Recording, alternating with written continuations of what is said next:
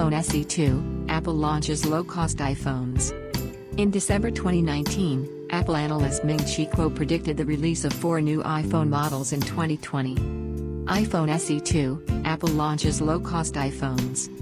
In February, Apple plans to launch the production of new budget iPhones. The iPhone itself can be presented in March 2020. It is assumed that this will be the cheapest Apple smartphone since the iPhone SE, which was released in 2016. Bloomberg previously reported that it will have a design similar to the iPhone 8 and a 4.7-inch screen. With the new iPhone, the company plans to compete with other manufacturers, primarily in India, where Android phones can be purchased for less than $200. It is reported that the new iPhone will be equipped with a fingerprint scanner, Touch ID, but Face ID technology will not be there. At the same time, it will work on the same processor as the flagship Apple iPhone 11. In December 2019, Apple analyst Ming-Chi Kuo predicted the release of 4 new iPhone models in 2020.